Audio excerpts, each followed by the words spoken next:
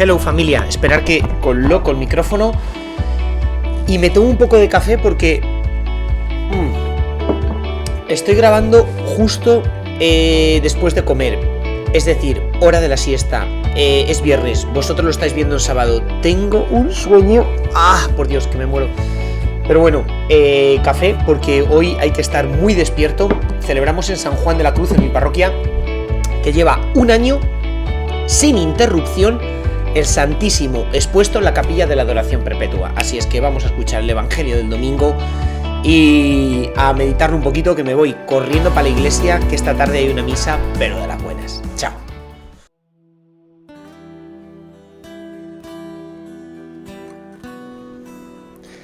Vamos con el Evangelio de hoy, del capítulo 4 de San Marcos. En aquel tiempo dijo Jesús a la multitud: el reino de Dios se parece a lo que sucede cuando un hombre siembra la semilla en la tierra, que pasan las noches y los días, y sin que él sepa cómo la semilla germina y crece, y la tierra, por sí sola, va produciendo el fruto.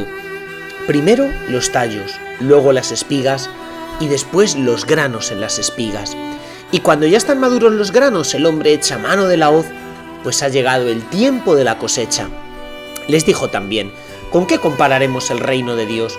¿Con qué parábola lo podremos representar? Es como una semilla de mostaza que cuando se siembra es la más pequeña de las semillas, pero una vez sembrada, crece y se convierte en el mayor de los arbustos y echa ramas tan grandes que los pájaros pueden anidar a su sombra. Y con otras muchas parábolas semejantes les estuvo exponiendo su mensaje, de acuerdo con lo que ellos podían entender, y no les hablaba sino en parábolas, pero a sus discípulos les explicaba todo en privado.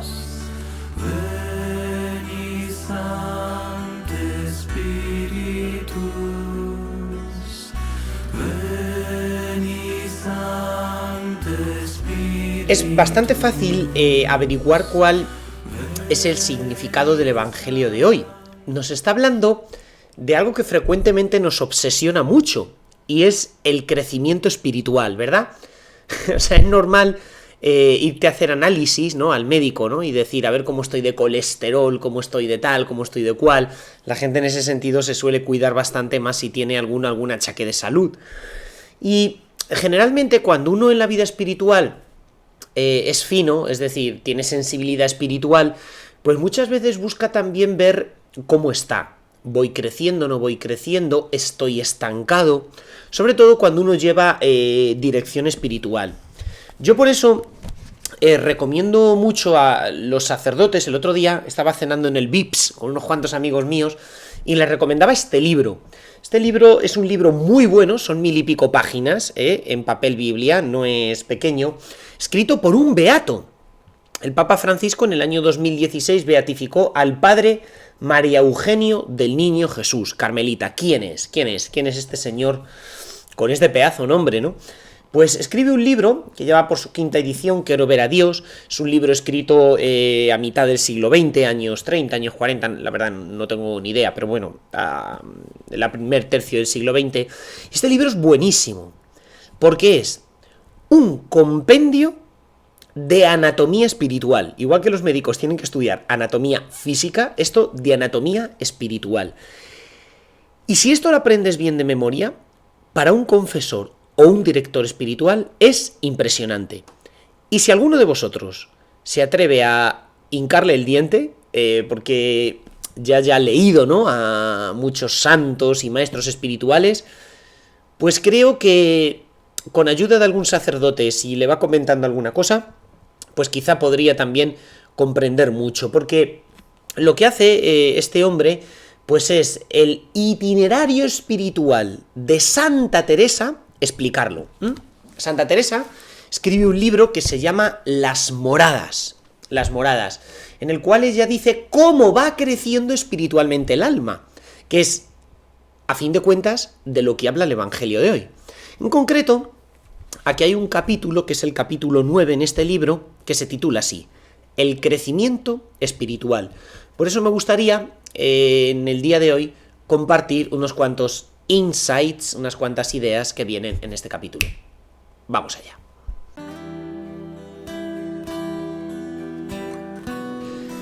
Pues vamos allá.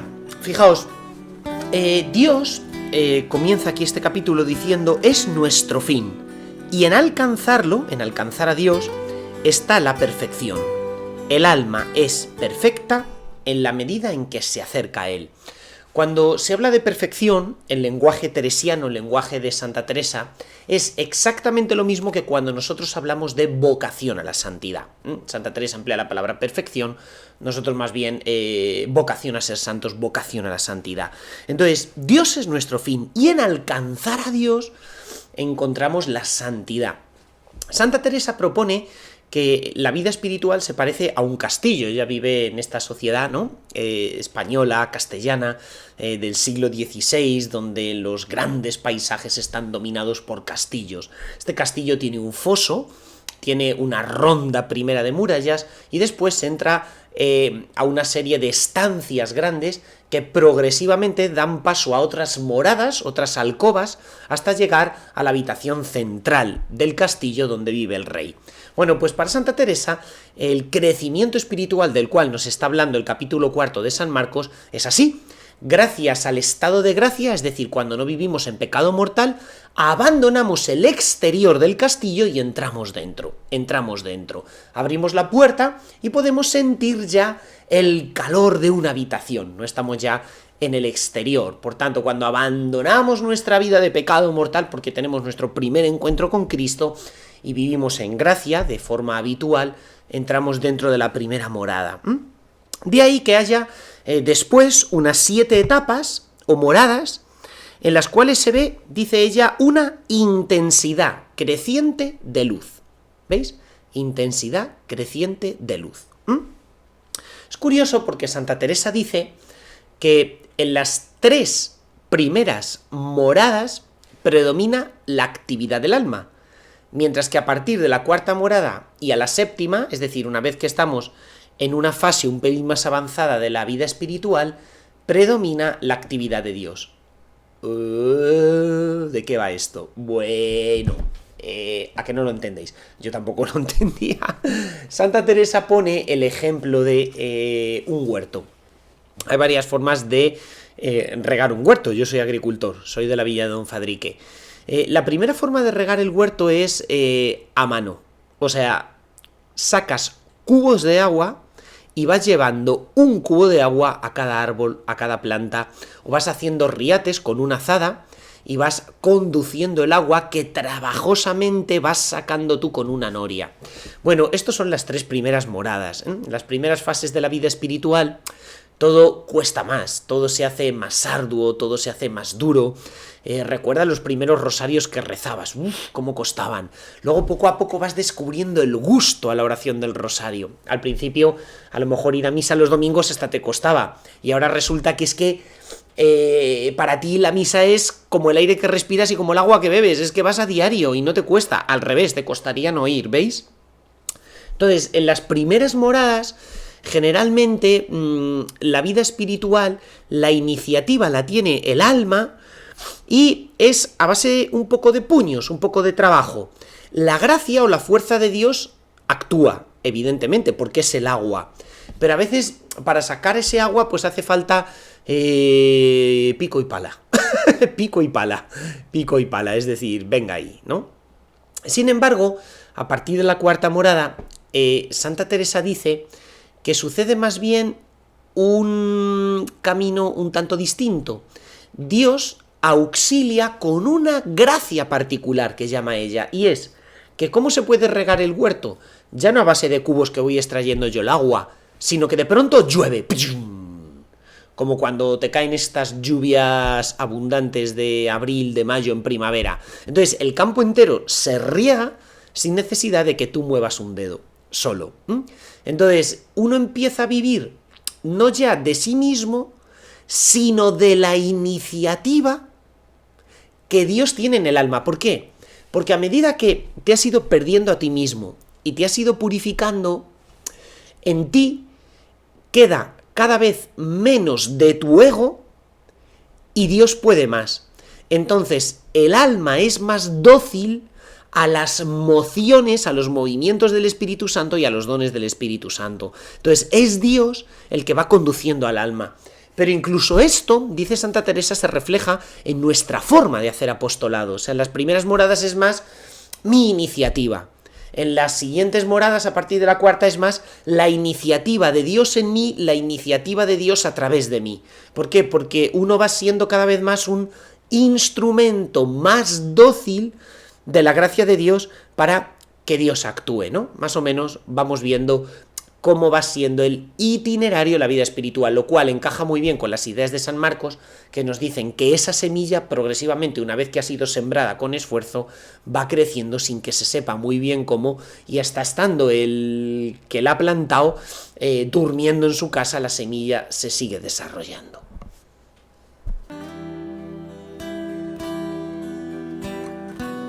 Bueno, sí, hasta aquí todo muy bonito, pero no es oro todo lo que reluce. Me explico.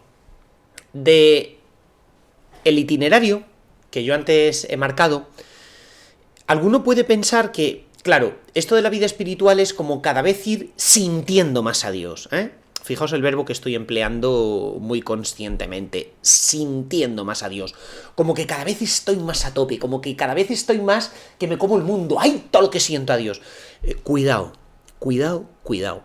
Porque en este itinerario, Santa Teresa introduce 3 momentos: las segundas moradas, las cuartas moradas y las sextas moradas.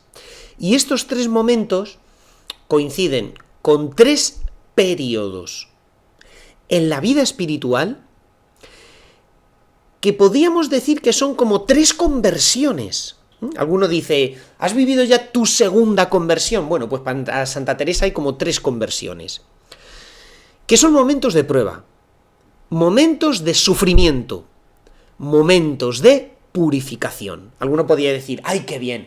Pues nada, yo venga a esforzarme para que Dios empiece a regar mi huerto y yo me tumbo ahí tranquilamente a dormir la siesta y ya está, no tengo que hacer nada en la vida espiritual. Cuidado, porque vienen momentos de purificación, momentos en los cuales Dios permite ciertas pruebas espirituales con el fin de fortalecernos. Vamos a ver qué pasa en estos 3 momentos, que coinciden con 3 moradas o 3 habitaciones donde no es que se esté muy cómodo que digamos, pero que son necesarias para en la vida espiritual ir creciendo. En primer lugar, cuando uno entra en el castillo, cómo mola. Las habitaciones, las paredes, esas salas impresionantes. Has estado fuera mucho tiempo. Te encanta pisar las estancias palaciegas de un castillo. Eso coincide con el momento en el cual conoces a Jesucristo.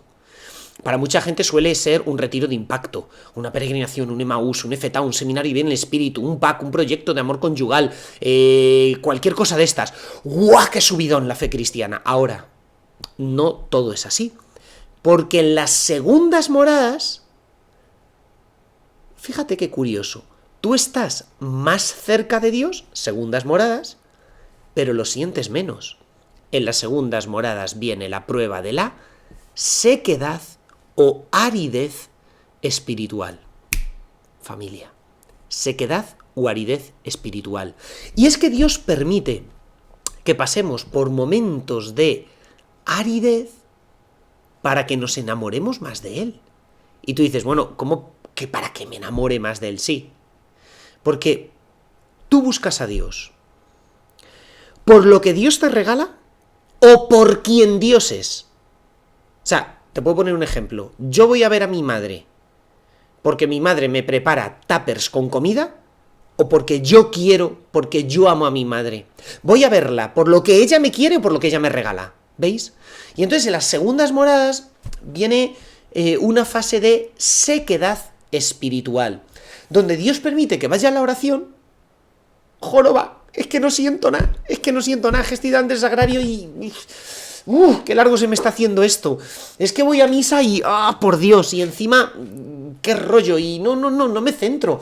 Y es que yo antes lloraba delante del Santísimo y ahora no lloro. ¿Qué me está pasando? San Ignacio de Loyola habla mucho de esto. Se trata de las consolaciones o las desolaciones, que también son interesantes en la vida espiritual. Bueno, pues las segundas moradas, curiosamente, aunque a mí no me lo parece, porque a mí subjetivamente me parece que estoy más lejos de Dios porque lo siento menos, pues curiosamente estoy más cerca de Dios, pero no lo estoy sintiendo. Anda. Y es que Dios permite eso para que mi amor a Él se vuelva más puro, porque puedo estar enamorado más de los dones o regalitos, chucherías espirituales que Dios me está dando en la oración, que de Dios mismo. Y atención, que ¿dónde está Dios? Clavado en una cruz. Y Dios quiere que experimente en mi corazón la cruz. Segundas moradas. Otro bajonazo suele coincidir con el paso de la primera parte de la vida espiritual a la segunda. Os he dicho que en las 3 primeras moradas sacamos nosotros el agua, por decirlo así un poquito simple y llanamente, a partir de la 4ª morada no la da Dios. Entonces la 4ª morada, curiosamente, que marca el inicio de una nueva fase en la vida espiritual, en esa 4ª morada, Santa Teresa habla de la noche del sentido, un término que utiliza mucho San Juan de la Cruz, la noche. Entramos en una noche espiritual donde incluso el sentido, es decir, los dones más sensibles que experimento en la oración, el gusto más sensible que experimento de estar con Dios, lo dejo de experimentar. Y hasta puedo experimentar sufrimiento. ¡Jo! Y dice Santa Teresa que estas noches espirituales son importantes porque con ellas Dios nos quiere hacer crecer, pero atención, es un arma de doble filo. ¿Por qué? Porque el demonio las aprovecha para hacer que el alma se canse y desista. Se rinda, levante las manos y diga, hasta luego, me vuelvo fuera del castillo. Claro, está subiendo un monte alto. San Juan de la Cruz no presenta el itinerario de las moradas para hablar del crecimiento espiritual que nos propone el Evangelio, sino más bien la subida de un monte, el Monte Carmelo, que él llama. Claro, a mí me encanta la montaña, soy muy montañero, me voy los veranos a los picos de Europa. Cuando tú estás trepando una montaña a los picos de Europa, cuesta así, arriba disfrutas de las vistas. Ahora, hasta que disfrutas de las vistas, puedes echar el hígado por la boca, ¿sabes? En algún caso hemos tenido que subir y superar un desnivel de 1200 metros, desde la plataforma donde dejas el coche hasta que llegas arriba, a veces a gatas, para no caerte. O sea, ayer comía con Rubén, uno de los formadores del seminario menor, y recordábamos cómo el año pasado subimos a la Horcada de Santa María. Dijimos, menos mal que por debajo de nosotros había niebla, porque subimos más alto que la altura de las nubes, porque te cagabas del vértigo que había, o sea, un vértigo, vamos, subimos a gatas y eran como se desprenda una roca, nos vamos para abajo. Menos mal que había nubes y no veíamos que había 600 metros de caída libre. Y bueno, estoy loco. O sea, veis, pero cuesta trabajo gozar de esas vistas que hay arriba, y viene la noche del sentido. Y especialmente en la noche del sentido el demonio se vale de tentaciones contra la pureza. Claro, porque como no siento deleite en el corazón con la oración, con las cosas de Dios, no siento gusto, el demonio me tienta con los gustos del mundo. Y finalmente, la prueba más dura aparece en las sextas moradas, justo antes de llegar a ese encuentro con Cristo, la 7ª morada, que es la unión transformante que llama Santa Teresa. Porque ahí, si antes he tenido la sequedad, segundas moradas, la noche del sentido, cuartas moradas, ahí me viene la noche del espíritu. Es la prueba más dura, donde incluso la fe, o sea, fijaos qué fuerte, se llega a oscurecer. O sea, San Juan de la Cruz tiene un libro que se llama Noche Oscura, donde habla de estas moradas. Es tremendo. O sea, es las moradas en las cuales Dios el alma menos siente a Dios, y está en las sextas moradas. Y lo siente sensiblemente menos que en las primeras. Tú figúrate. ¿Habéis leído este libro de la Madre Teresa de Calcuta que se llama Ven, sé mi luz?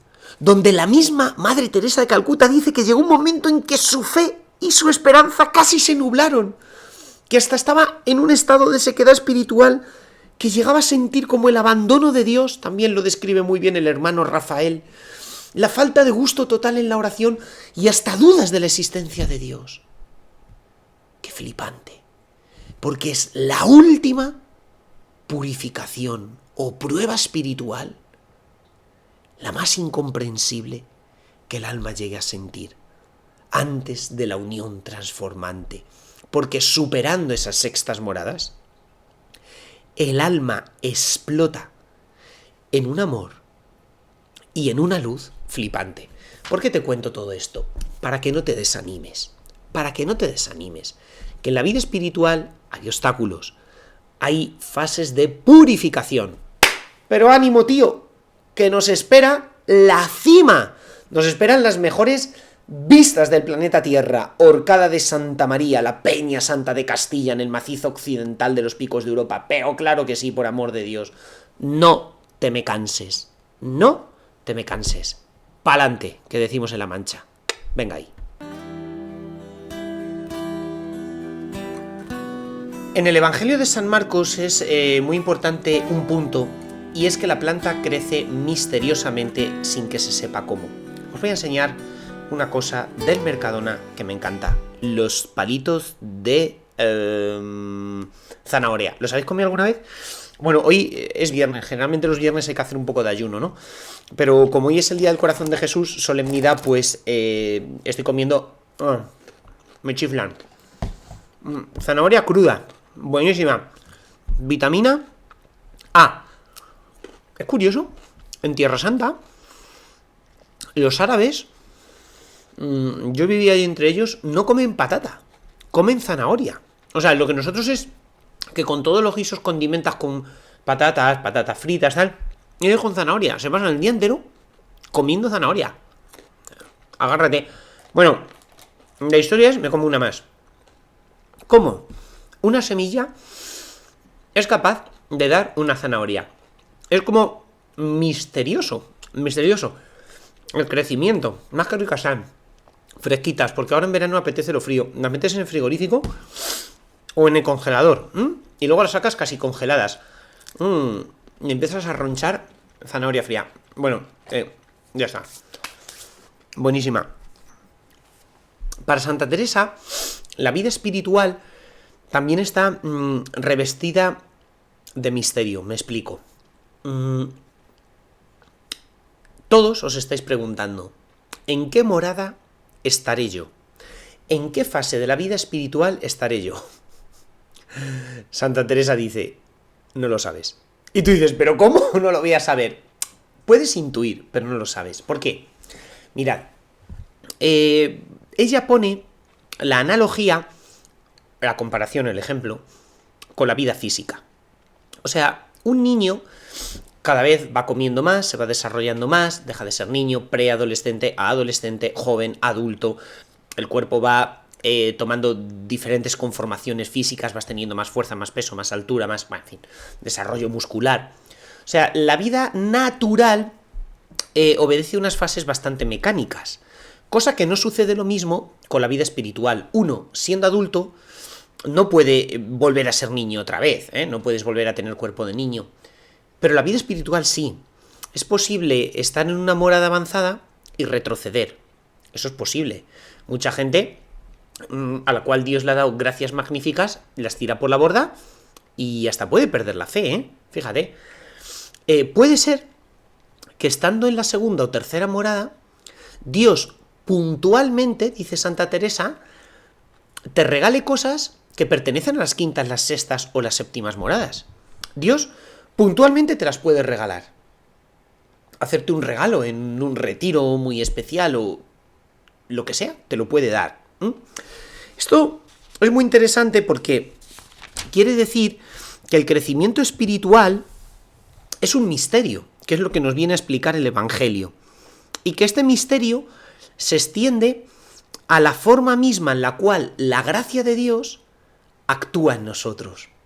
Porque actúa de una forma que es suave, de una forma que es discreta, de una forma que no es ostentosa.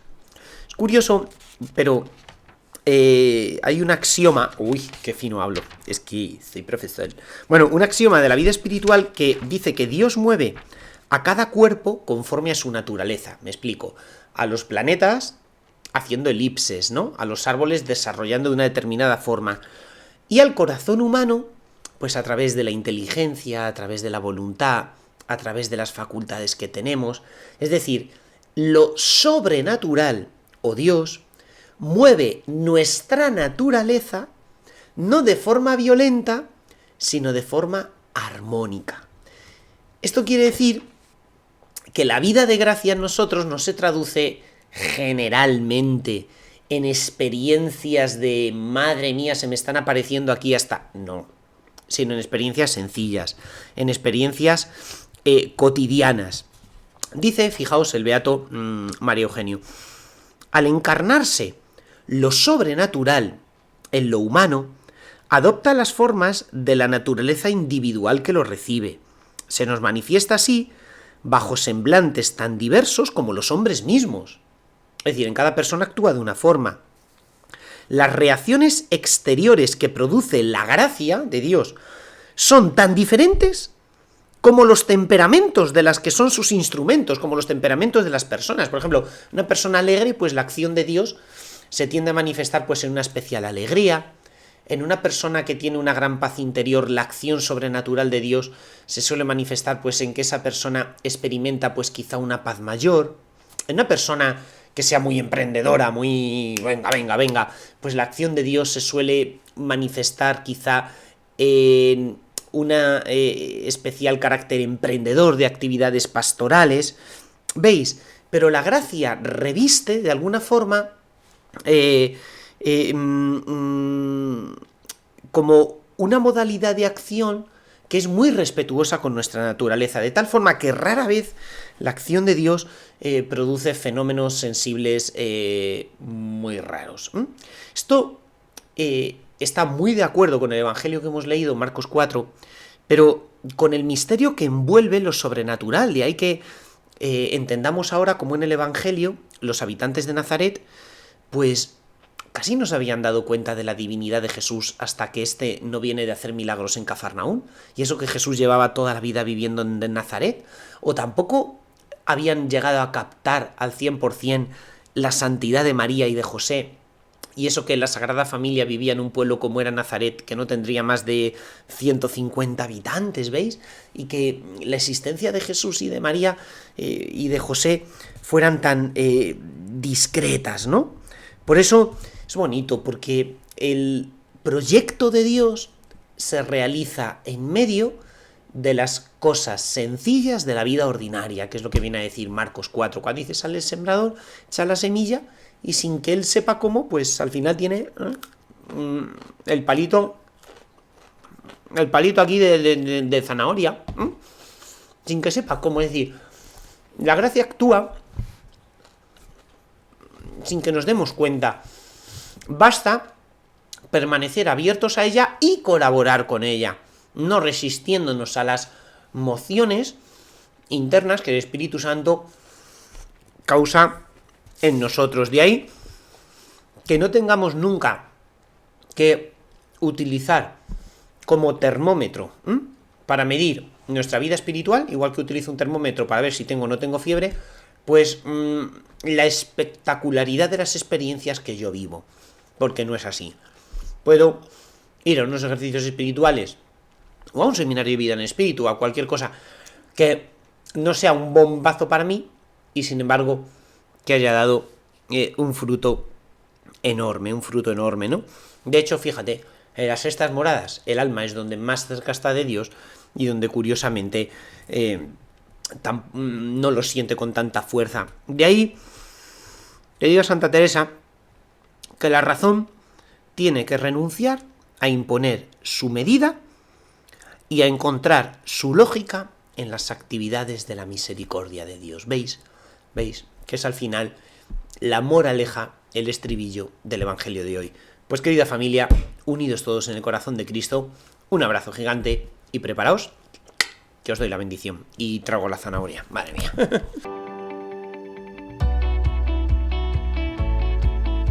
Bueno, people, pues good night. Si os ha parecido muy interesante lo que os he dicho, os recomiendo que aprovechéis bien vuestras siestas de verano estudiando. Dejaros de Fortnite, dejaros del LOL, de todos los juegos esos, dejaros de tanto Instagram y leed, que se aprende mucho. El Señor esté con vosotros y que la bendición de Dios Todopoderoso, Padre, Hijo y Espíritu Santo, descienda sobre vosotros y os acompañe siempre. Pues familia, unidos todos en el corazón de Cristo, recordad, San Juan de la Cruz, parroquia, worship de familias, viernes a las 9 de la noche, worship de jóvenes, sábados a las 9 de la noche. The best. Ok.